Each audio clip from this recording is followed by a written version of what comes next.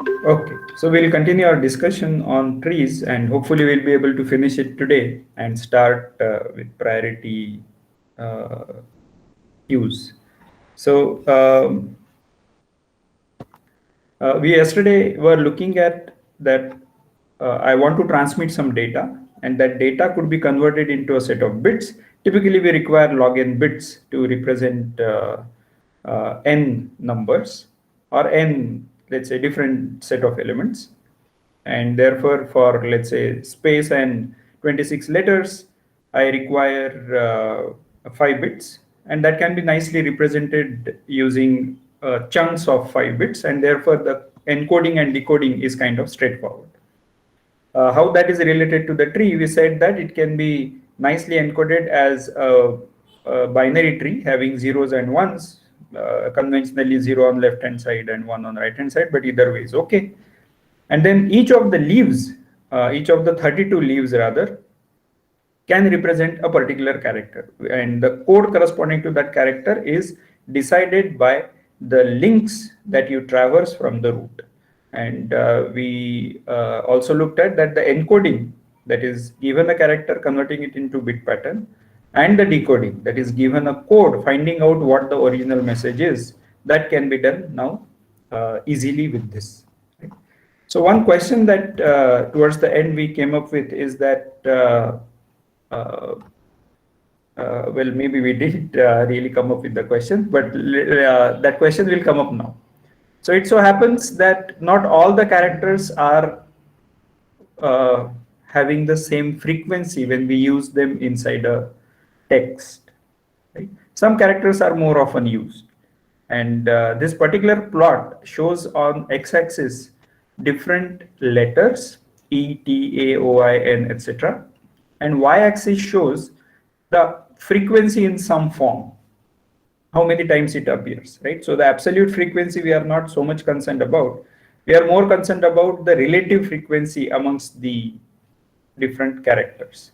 And as you can see, and some of you would know this already, that letter E is most often used in most of the text. So this, if you take arbitrary English sentences, then letter E is most often used. And interestingly, the second one seems to be T rather than A, and so on. Right? And you can imagine that the vowels are going to be used more often. It so happens that some of the consonants also get used more often. For example, N, S, R, H, D, L are used more frequently than the letter U. Right? So that seems interesting. Um, all right, so that seems useful to know that the data actually is represented. So in some sense, what we are doing is a data-driven thought process. That means that, yes, I have devised an algorithm, I have this tree, which I can use for encoding and decoding and all that, and that works perfectly. There is nothing wrong with it. But now when I look at the actual data, I might be interested in re-encoding my bit patterns so that it becomes rather more efficient. Now, what is that efficiency that we have to worry about? So the question here is, can we exploit these frequencies to improve the data transmission? And as some of you were saying, it's essentially some sort of coding, or a particular example is Huffman coding that we are really talking about. But this concept is very important, that you have devised an algorithm or devised a data structure which works across all. But then when you actually apply it in practice, the practice might have a very skewed distribution. Your data structure or an algorithm might just assume that everything is uniform. But that is not the case. And that happens more often in practice. Right? So for example, when I'm processing a social network, uh, my algorithm might be oblivious to the number of connections that each node might have, right? So it will just do some processing. But I precisely know, if I look at actual social network, that there will be some people on the social network who are very highly connected. I mean, take for example your celebrities, let's say. Kohli or PV Sindhu or maybe Brad Pitt or Amitabh Bachchan, whatever the big celebrities, they will have large number of connections, maybe lot of Twitter followers and so on. In contrast, if you take the other extreme, poor faculty members of IIT, right, they will have very few connections, and that change, that distinction, that non-uniformity, if you take into account while devising your algorithm, that can make processing the overall graph, overall social network more efficient. So this kind of processing is called as a data-driven processing. You are changing your algorithm by looking at how the data is. If it would have been uniform all throughout, everybody has 200 to 300 connections or 1,000 connections and so on, then your original algorithm would have been sufficient, right? So this needs to be thought about explicitly, and therefore they say that when you are devising a product or a company, creating a company, you should know your customer well. So you should know how your service that you are providing, how your software is actually getting used. All right, any questions so far on the technical aspects or the non-technical aspects that we talked about?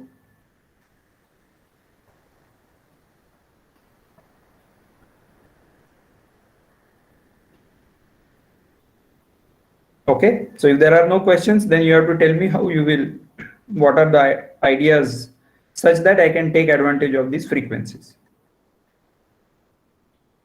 this frequency distribution. Rather.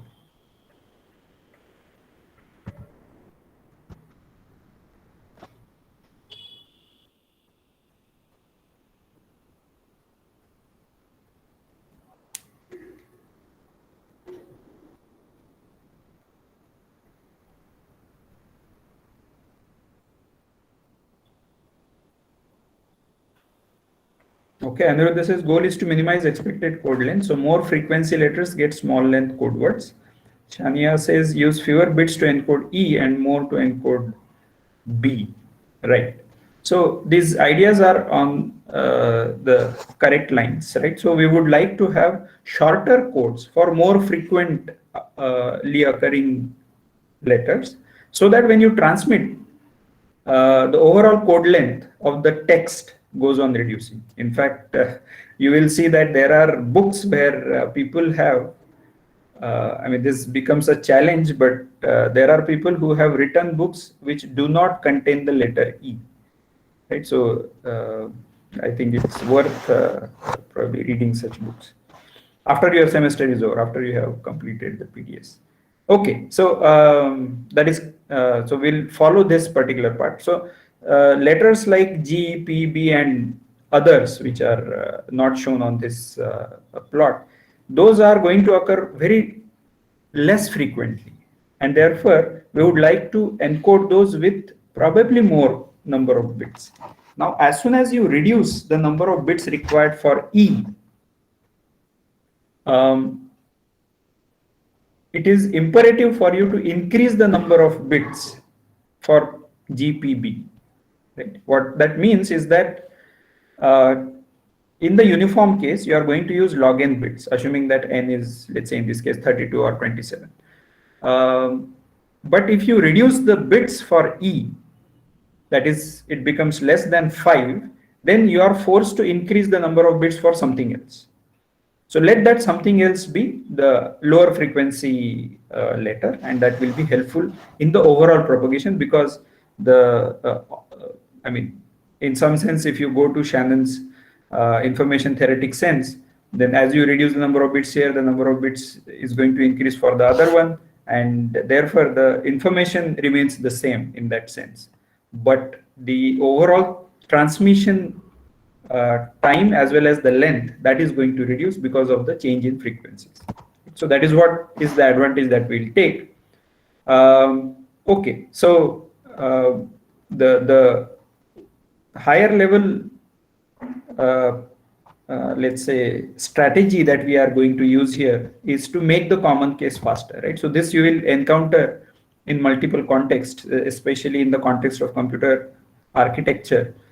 Make the common case faster is what is made, and this essentially is a data driven processing. You look at how the data is and then you process. For example, if you devise I mean, caching would not have worked if the common case would not have had the locality principles, right? The spatial and the temporal locality. If that, I mean, in general, you can say that, okay, data could be anywhere, I can access it from anywhere, and therefore there is RAM and then there is a CPU, and I'm just going to read it from there. But because we always write programs, or almost always write programs such that the locality is maintained, therefore you can bridge this performance gap between the CPU and the RAM by introducing this faster memory called cache in between.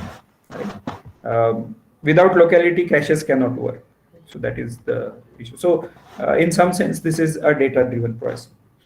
So we need to make common case faster, and I'm just going to cite some non-technical examples, right? So if most people order vanilla ice cream, right, that should be kept in front. In fact, I don't know if you have heard of this story that I mean, this was more in the motivation of correlation, right, that we study in the context of machine learning or pattern recognition. That one person had a very strange observation that he used to work in UK, and whenever he used to order vanilla ice cream, his vehicle would start quickly while going back. But whenever he used to order some other ice cream, then the vehicle would take some time to start, right? So that was a very strange observation. And if you look at the pattern, it looks really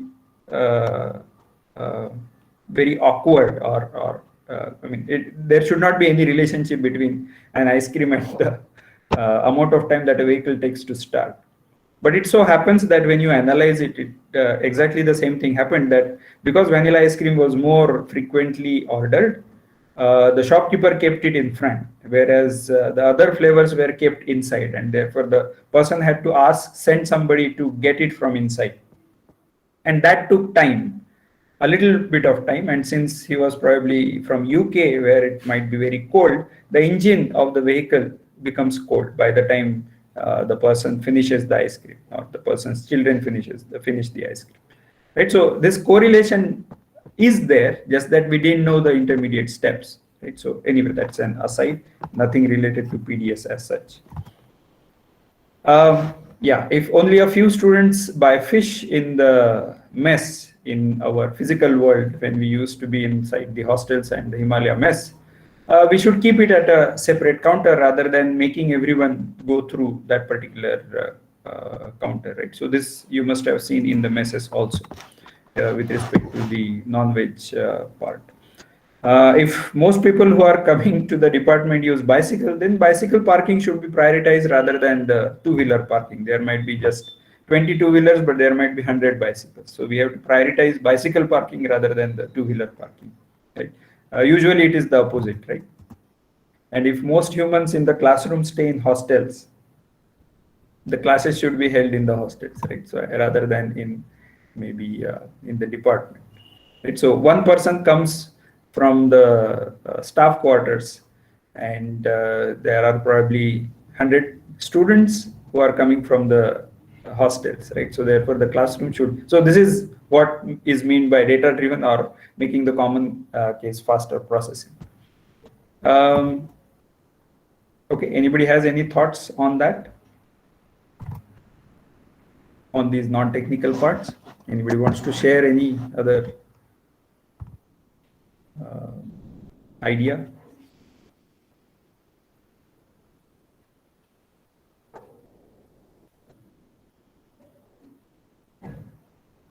Okay, by the time your ideas come up, or I'll just move ahead. So we have, we'll use Aniruddha and Shania's suggestion that if it gets used more often, then can be transmitted faster by reducing the number of bits for it, right? So these are the first 5 letters and their frequencies are mentioned. I can give them shorter codes. How do I do that? I can say I'm currently showing it only for 5, therefore we'll require fewer bits. But one way of doing this could be that I can give, okay, I'm just going to give 0 and 1 for the first 2. And then I have exhausted one letter codes, one digit codes. They're one bit code. So therefore, I'm going to use 2-bit codes for the next 4 items, right? Like this, and so on. So that gives me a nice way in which I can encode the more frequently occurring letters with fewer set of bits, right? So this should work out. And the representation will look, tree-like representation will look like this. So we have the root. As soon as I go to 0, I get the letter E. So now that E is part of that internal node. If I follow 0, 0, then I get A, right? And so on. So you can create the tree and you can complete it for all the 27 letters. Right? This is fine. Right? Any concerns, questions on this part?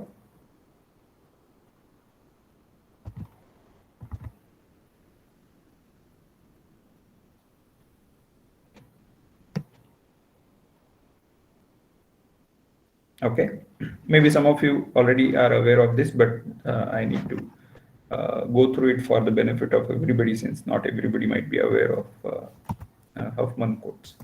Okay, so the encoding is now easy, right? So you didn't tell me that there is any problem with this. So the encoding is easy. For example, if I have to transmit EAT, I can say that that gets transmitted as E's code is 0, A's code is 0, 0, and T's code is 1.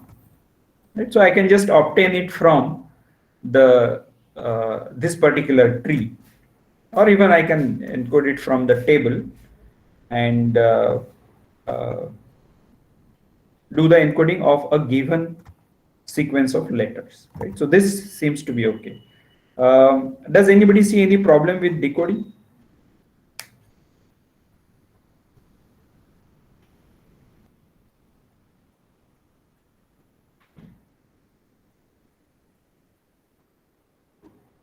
Aniruddha says can't distinguish 0, 1 versus 0 and 1.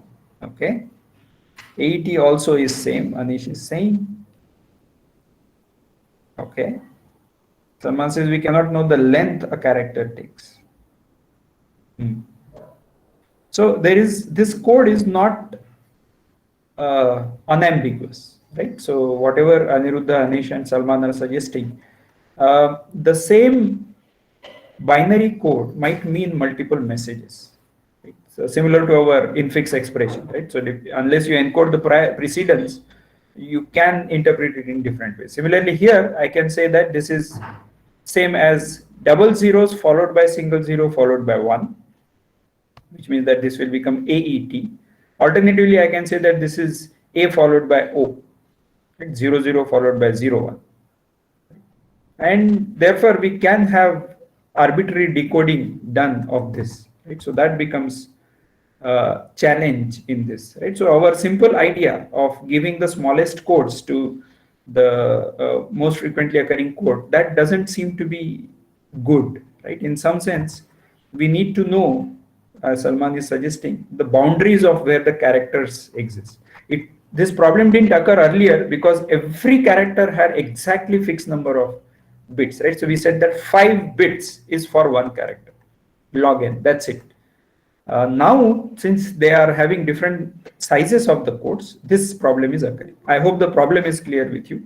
Once you know the problem, now you can think of what could be different ways in which you can devise better representation.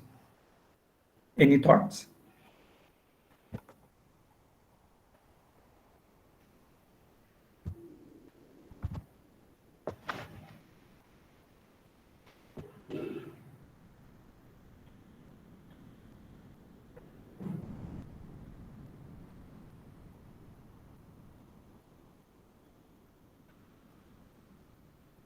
Shania says only leaves should have letters. Okay, that's a good point. Will this solve the problem? Let's check that. Even if only leaves have the letters, the codes for the leaves might still be overlapping. For example, let's say that there is no I here, right, in this tree, and therefore the T will become, let's say, a leaf. If T becomes the leaf, it has that 1 as the code. And if I am giving some input, let's say 001, or some such number, maybe I think we'll have to draw for the tree. But what I'm trying to say is that as soon as you get into different sizes of the codes, even if you restrict at the leaf, the letters are at the leaf, still you will face some trouble. Is that always correct? Let me think.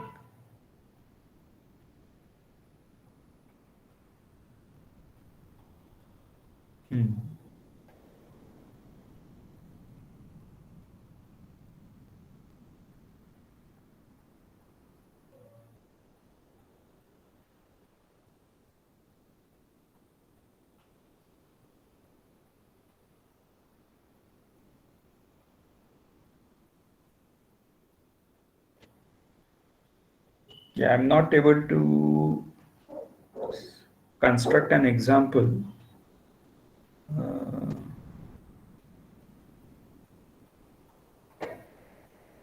No. So I think Shania is not suggesting that every code should have the same length.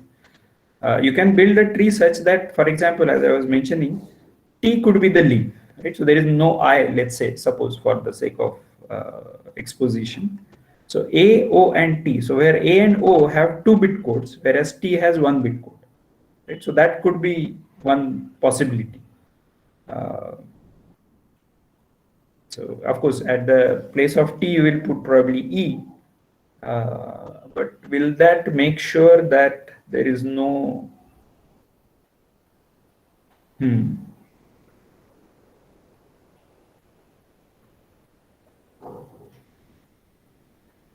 Okay, Shania says, in this case, if we didn't have A, E, and T in between, wouldn't it be unambiguous? Yeah, you are right. Because there is a unique path, so there is a unique code.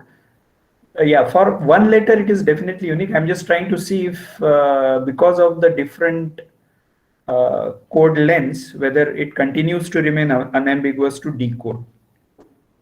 Okay, Aniruddha says it will be unambiguous. Okay, so we'll take Shania and Aniruddha's suggestion for now, that if it is only the letters are only at the leaves, then it will be unambiguous. We'll anyway go through an example, and that will probably make things clearer, make things unambiguous, right? So that seems to be an interesting suggestion. The other suggestion which came up from whom? Yeah, Abhishek, is that we can put an end marker, right? So there might be a particular place at which we put an end marker. What would that end marker be, right? It has to be a bit pattern. And as soon as we put a bit pattern, that is first of all going to increase the length of the overall code that you are sending. The second one is you will probably lose that bit pattern, right? Which might be okay, but since we are going to put it at the end of each character, that is going to be a problem. And it can be a large overhead. For example, if we are talking about log n bits, and for each of them we are going to put an end marker, that will create a small issue in terms of the overall throughput of this system. Salman says, but we also need all letters and the tree is binary. That is correct. That is correct. So the height of the tree will increase beyond probably log n. So some codes which have larger lengths, those are going to be below, and some codes which are above are going to have shorter codes. So we'll still have a binary tree, but it need not have log n height. Right? In case of uniform codes, we had the log n height. Yes, Andrea says we'll require a larger tree to do this. Yes, its height will increase beyond log n. That is correct.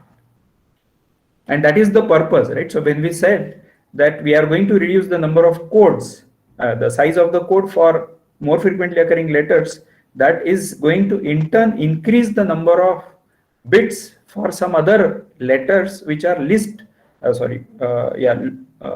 frequently occurring. that is anyway the information theoretic bound that we'll have to give. So therefore, the tree length will increase, but the hope is that the less frequently occurring letters will occur very few number of times, and that is going to overall increase the bandwidth of sending this message. That is correct. That is the right observation. Okay. All right. So okay. So let's. Yeah, so you are right, Shania and Anirudh, that this happens because interior nodes also represent data. So we'll have to represent data only at the bottom, only at the leaves, right? So one of the ways in which that can be done is that I can say that the most frequently occurring letter has code 0. And then I say that it is going to have, if you look at it in the context of the tree, then that is going to have 0 represents E, that is at the height 1 or maybe 2.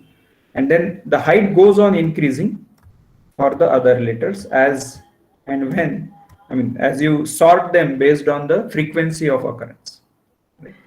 So then T has 1, 0, and so on. And the other codes are there. Right? Is this unambiguous?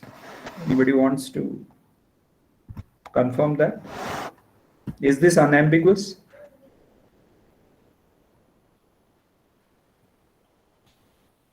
Can you create a message whose bit pattern, that is the encoding, may represent two different decodings? Like we said, 0001 might represent in the earlier case 0 followed by 2 zeros followed by 1, or 00 followed by 11, or 0 followed by 00 followed by 1. Okay, Andrea is saying, can we make 20% of the more frequent letters small in size? Maybe just 4 or 8 letters using maximum 2 or 3 bits for all of these 4 or 8 letters, and remaining 80% have larger number of bits, as the 20% will be most frequent. Yes, that is kind of the hope that we have. But of course, this 20%, 80% is going to be little arbitrary. Somebody might say, I want 25, 75 or 10, 90, whatever. So Huffman coding is going to give us an algorithm which will work irrespective of what these percentages are. So that will come to, I'm not going to complete this Huffman coding right now because we'll require another data structure to implement that, but I'll give you a higher level picture of Huffman coding. Yes, but that is on the right lines, Andrea. Good. Shania says it is unambiguous because characters occur from 0 to 0, and between any two zeros, number of ones would be different. Correct. So in some sense, this is going to be a unary representation with sentinel as 0, right? So as Abhishek was suggesting, can we have a sentinel? In this case, the sentinel is going to be 0, and the bit pattern is going to be deciding whether you have, how many unary ones are essentially going to tell you different number of characters. But that also means that you are going to face some trouble, right? What is that trouble?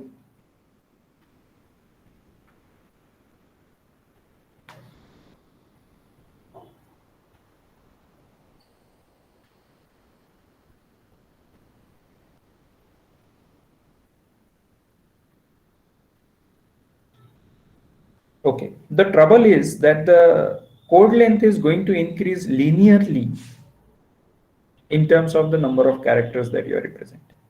Earlier, the code length was, in the uniform case, code length was increasing in logarithmic in n.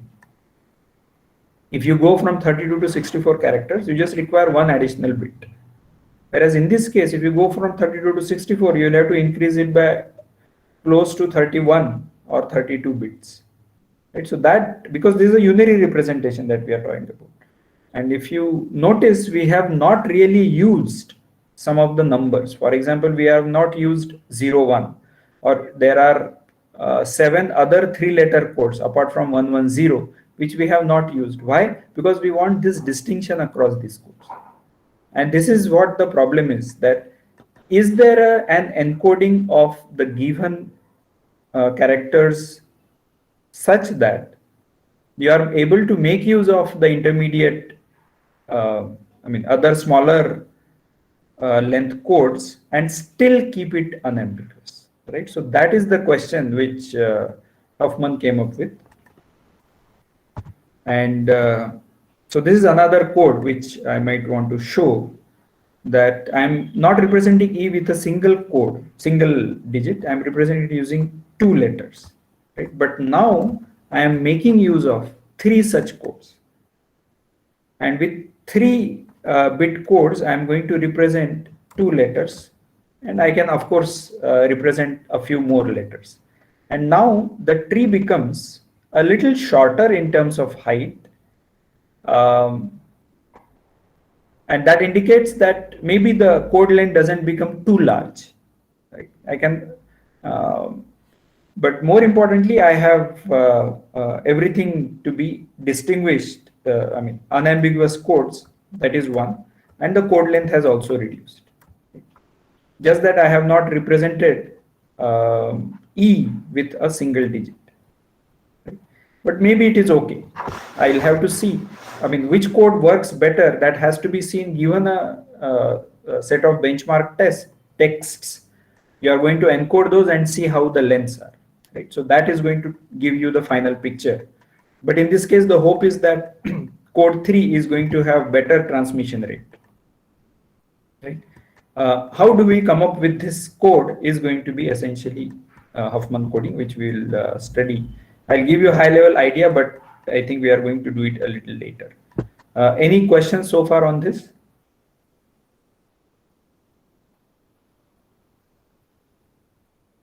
Once again, I'll emphasize that the code and the tree data structure, these have come up very nicely representing each other, right? The connection is very interesting. And such connections we have to look for while solving problems. All right, so these kind of codes are called as prefix codes, right? Maybe these should be called as non-prefix codes, because no prefix of the given code can represent something else, right? So which was the ambiguity which was coming because of this, right? So E was internal node, and therefore A's code, which was 00, could represent 2 times E, right? So these are actually non-prefix codes, but these are called as prefix codes, right? So there is no valid prefix of a code which is also another valid code, right? So that is why these are called as prefix codes. All right, and therefore we might be able to do 001110 easily now, right? You can figure out what that means.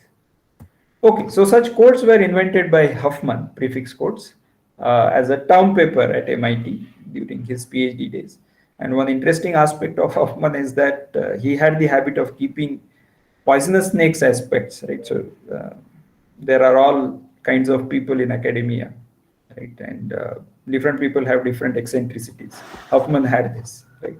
Some of us restrict ourselves to cats and dogs. All right, so prefix codes are, first of all, easy to decode, right? There is no ambiguous decoding possible, right? So this has been proven. And Shania also suggested a proof sketch that since it is a unique path to each of these, therefore you will be able to have an unambiguous decoding possible. And it turns out that in practice it works out quite well, and frequent data can be transmitted much faster. Almost 40 to 50% improvement happens. So we'll study that when we study heaps, which is going to come a little later, but not too far away. So, all right. So that completes our discussion on the basic aspects of trees. Now we are going to specialize these binary trees into different forms. One of them being priority queues, another being heaps, and so on. Sorry. The priority queues, heaps, and in some way, some other like height balance trees, etc., the search trees that we are going to look at.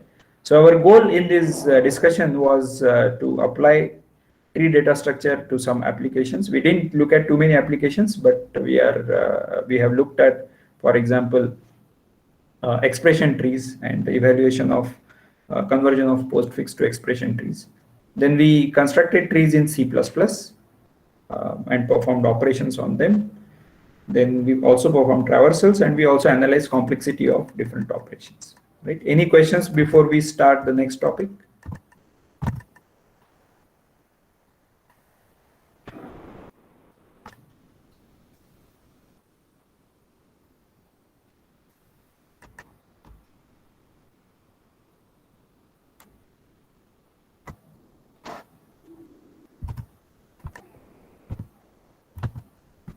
Okay, so if there are no questions, then I'm going to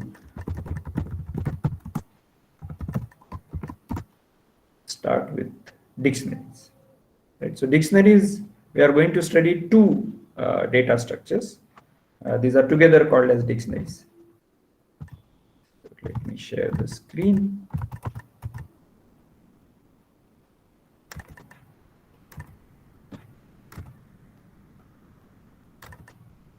So although the slides are different, these are all going to be related to trees. So this is all kind of continuous discussion. All right, so let's look at that. So we are going to study two data structures, BSTs and hash tables. Within BSTs, we are also going to look at balanced BSTs. All right, so let's define a BST.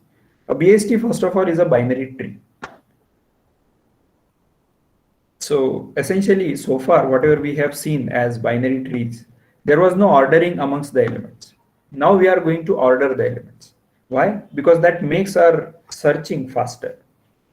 And as soon as you put orders on them, we'll have to kind of respect those orders while insertion and deletion of the elements. And that poses some challenges. And it also adds some interesting aspects that we are going to study. Right? So a BST is a binary tree, and it is going to have some ordering on the elements. Right? If it is non-empty, the value, so far we didn't look at the values, right, in the binary trees, but the value at the root is larger than any value in the left subtree.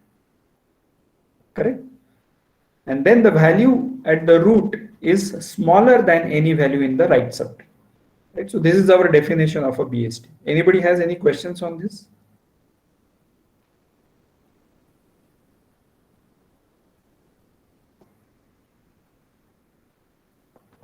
Okay, so I'll show you a BST. So is this a BST?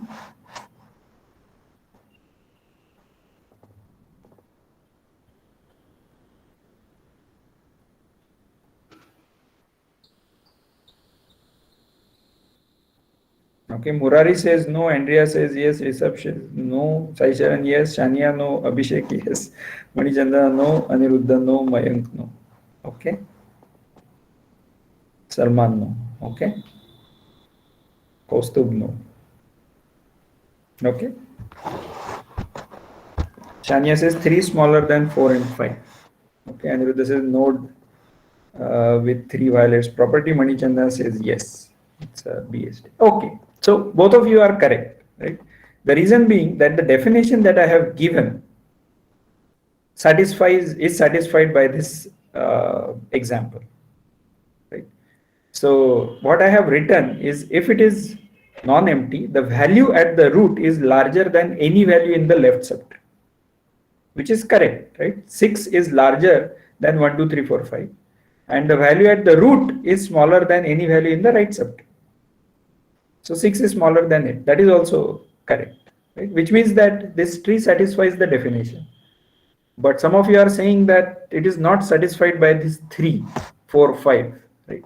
So what is missing?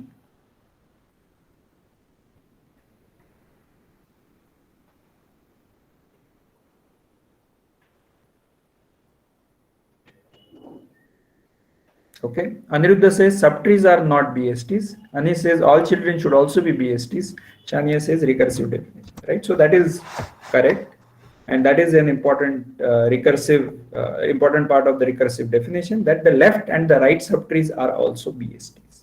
Right? So not only at the root, but also at individual nodes in the tree. Okay, so we can fix that by saying that so 3 cannot have 4 as the left child, right? But 4 can have 3 as the left child, right? Therefore, this becomes a BST. Any questions on this basic definition?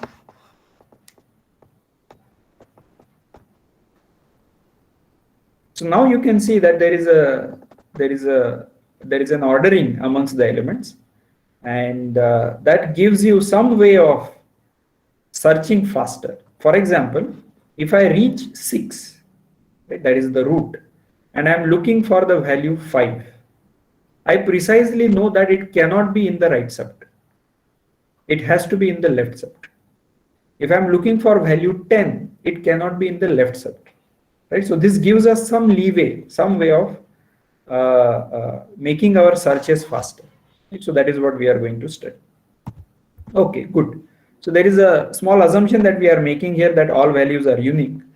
This assumption is usually required in case of binary search trees.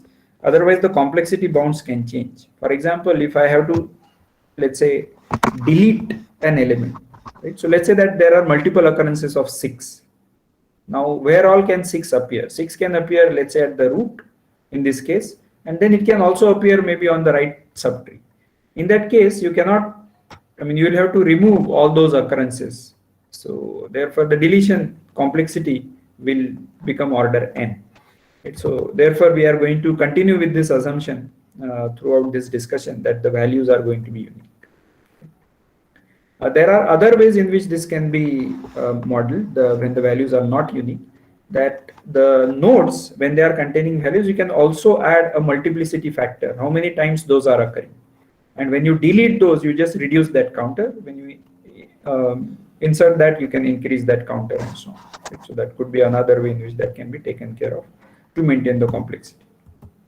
Okay, so the ADT is going to look something similar, similar to our other friends of this BST, linked list as well as the basic tree. So first one is insert, second one is remove, and then there is a search. Right? So this search is going to be the more, all three are going to be interesting.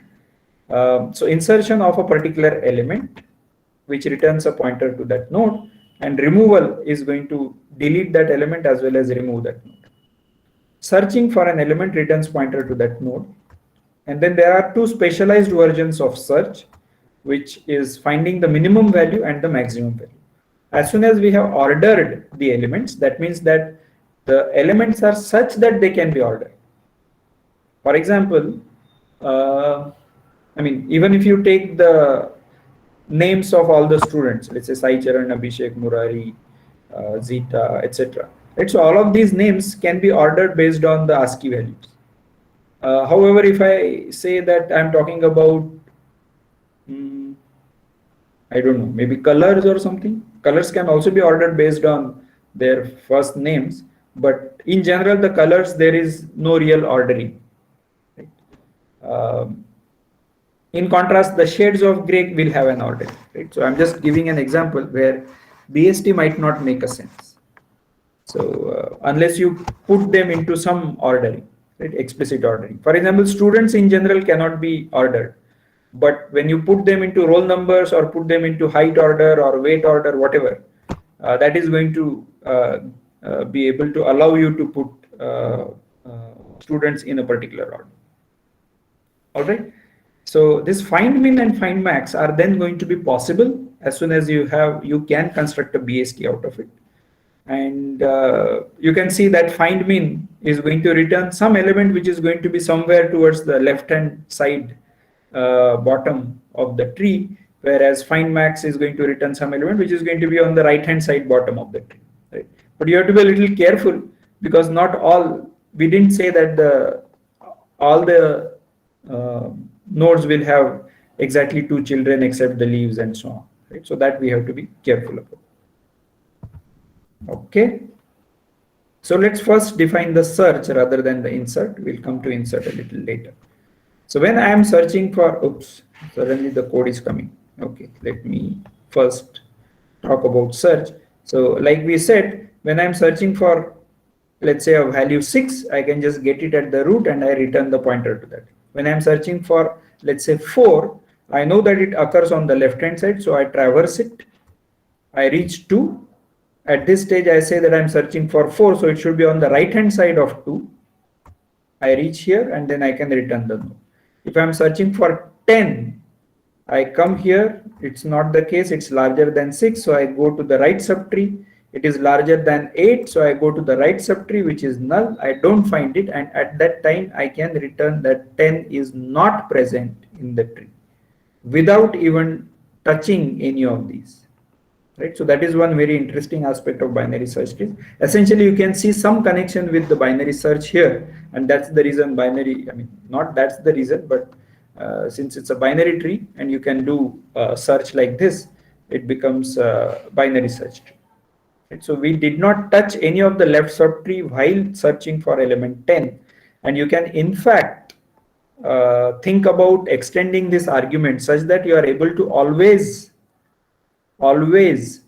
cut down the tree size to search by half, and in that case binary search tree can give you a search bound which is similar to binary search in a sorted array, right? But it doesn't come exactly like this. You will have to be doing something more to achieve that, right? So login doesn't come directly.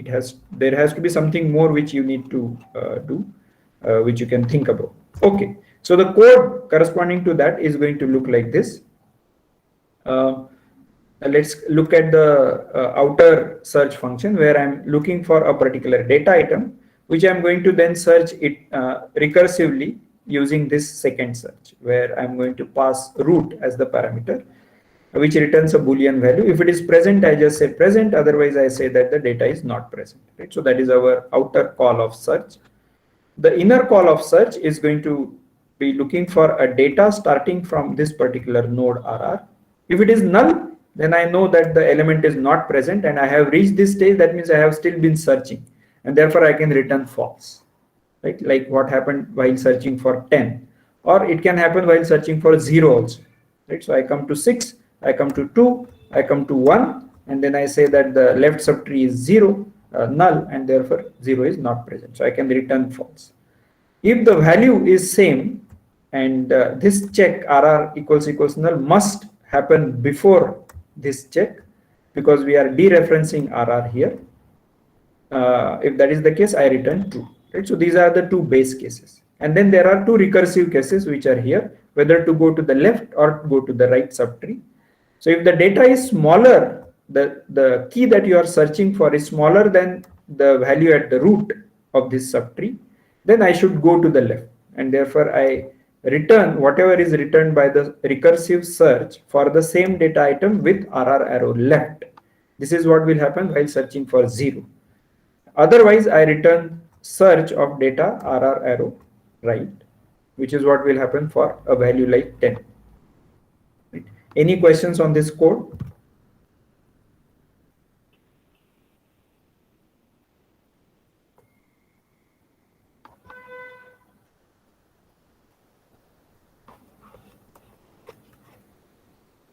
Okay, so if there are no questions, we'll look at bs3.cpp in the next class. I'll stop here and we'll take any questions.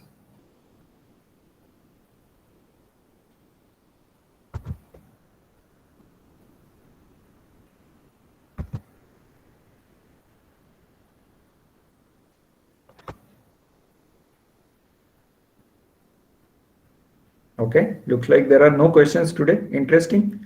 All right, so we'll stop here. See you in the next class.